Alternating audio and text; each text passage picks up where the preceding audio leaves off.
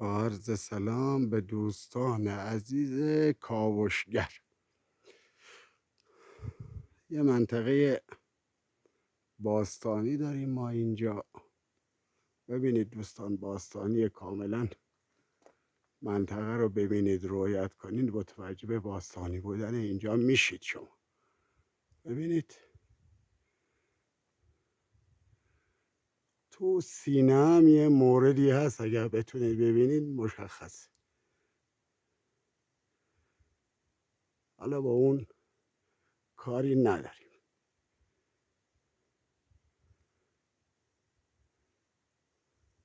اینجا یک رودخونه فصلی هست که از همینجا شروع میشه و میاد اینجا و این رودخونه اینجا به این شکل به پایین توی دشت سرازیر میشه. خب یه سنگ بسیار بزرگ اینجا داریم. خب حدش خیلی بزرگ هست و صبح اولین طلوع آفتاب که من بلند شدم دیدم این آفتاب روی این سنگ بسیار عظیم میخوره. حالا توجه رو جلب کرد و حالا یه کاوشگر علاقمند هستیم دیگه، اومدیم ببینیم اینجا چه خبره. دوستان قشنگ نگاه بکنید.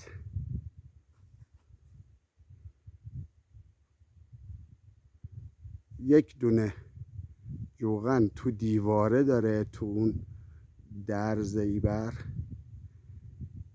یک دونه تراشی هم هست اینجا. حالا بالا که من نمیتونم برم، ولی دوستان دقیقا میتونن اینجا اینو ببیننش. تو این نوک است که یک علامت داده و حالا ظاهرا به سمت چپ.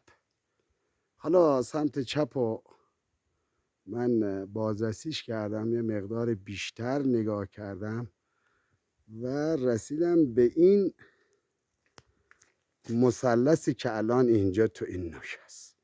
این مثلث دقیقا اینجا مشخص هست. مثلث بسیار خوشگلیه که تراش خورده ما بین زمین و اون نوک سنگ دست بهش میرسه دوستان.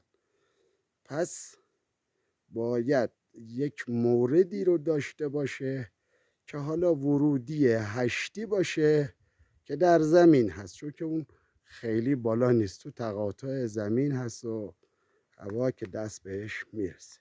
پس احتمالاً که این مورد باید ورودی هشتی در زمین باشه. خب حالا این ورودی کجا میتونه باشه؟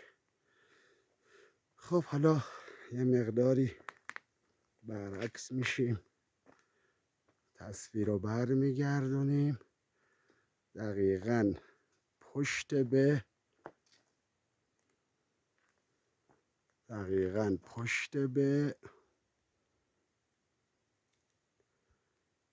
مثلث. ببینید دوستان، یک سنگ بسیار بسیار، دو سنگ عظیم، یک هشتی وسط داره، پایین سنگ مهار شده.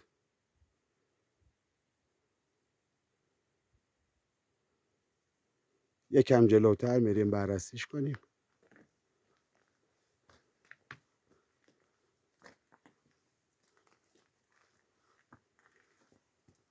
سنگ های قلف شده و جوش خورده ایرم داره. ببینید دوستان،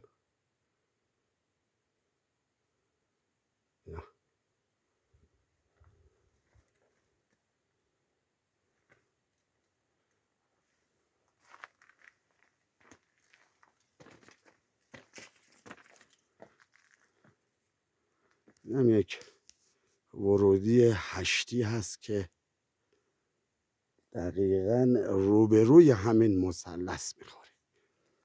حالا اینم ببینید دوستان، اینم مسیر آبم از اینجا منحرف شده به وسیله این سنگ ها و مسیر آب افتاده اون طرف. دقیقا اینجا مسیر آب هست، یعنی یک فاصله ای ورودی به مسیر آب تقریبا 7-8 متری فاصله داره که از اینجا میره به طرف پایین.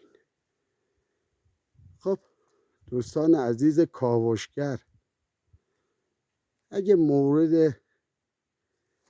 موردی غیر از اینایی که من دیدم شما دیدید، حتما برای من کامنت بذارید ببینید من ورودی رو درست تشخیص دادم یا نه. ممنون از همه کاوشگران علاقه‌مند به باستان. اینم باز خود سنگ و اون علائم هایی که روش خورده.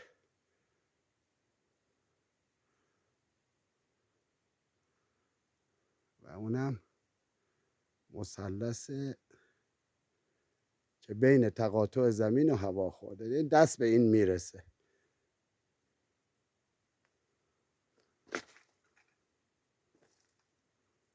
ممنونم که همراهی کردید. منتظر نظرات ارزشمند شما عزیزان هستم. من الله التوفیق.